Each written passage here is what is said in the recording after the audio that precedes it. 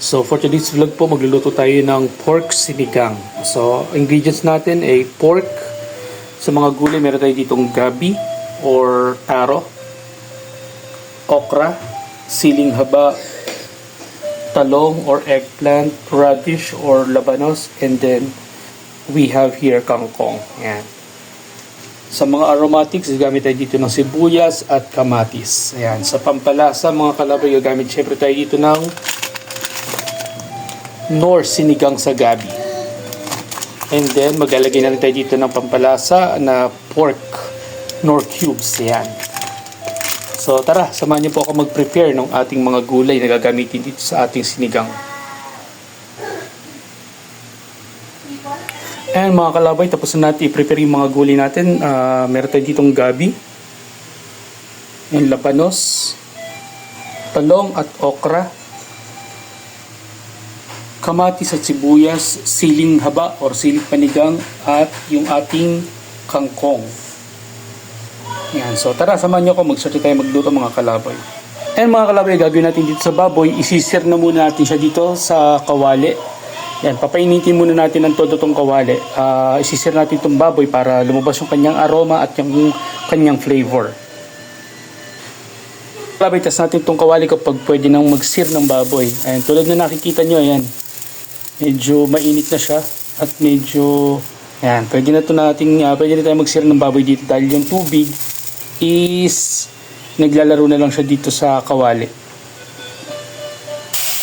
Yan mga kalabay, nagsisir na tayo ng baboy, ng pork. Ayan. Papalabasin lang natin yung kanyang pinaka-katas yan mga kalabay, at yun yung gagamitin natin sa pag-gisa ng sibuyas at ng kamatis. Ngayon mga kalabay, kapag ganyan nature ng ating baboy, isa-aside muna natin ito. Ngayon mga kalabay, naglagay na tayo ng sibuyas at igisa natin sa bagya.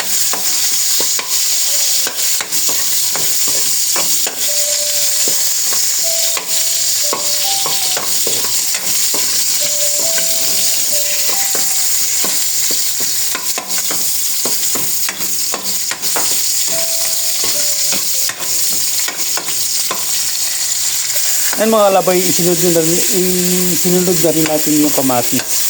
So hayaan lang natin na lumabas yung flavor ng kamatis natin. Hayaan natin madurog. At pagkatapos ay sasabawan na natin ito. Ayan mga kalabay, naglagay dito ng 3.5 baso ng tubig. Ayan. So hintayin lang natin itong kumulo at ibabalik na natin yung ating pork. Ayan mga kalabay, habang pinapakulo natin itong tubig, ilagay na rin natin itong ating taro or gabi para sabay na siya sa pagpapalambot.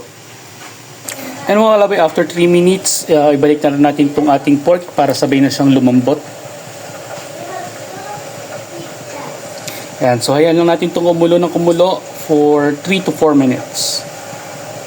Minutes ng pagpapakulo sa baboy, yan, medyo malambot na siya. So ilagay natin yung ating mga gulay.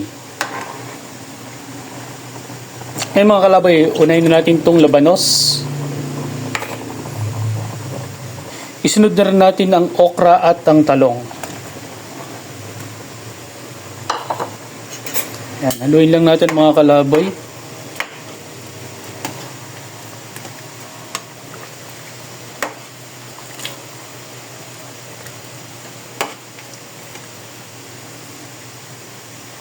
Yan, nilagay na rin natin yung ating siling panigang or siling haba.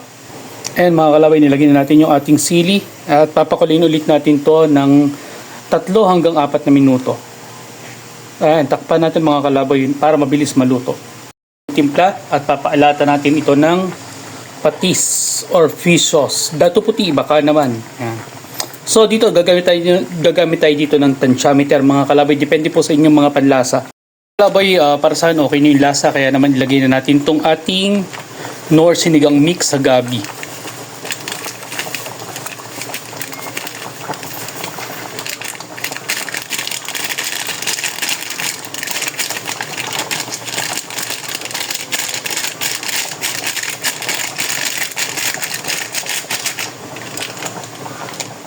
Ayan mga kalabay, haluin lang natin para maging even yung lasa ng ating nor sinigang mix na may gabi. Yan, ang gusto ko sa sinigang mga kalaboy, medyo malapot-lapot yung sabaw. Dahil ito sa taro na nilagay natin kanina, yung napalambot natin ng todo. Yan, so nakikita nyo ang tik nung kanyang pinakasabaw. Yan, so tikman lang natin mga kalaboy kung goods na. Ayan mga kalaboy, sakto na yung lasa niya, napakasarap mga kalaboy. Lagyan na natin yung ating huling gulay, yung talbos ng kangkong.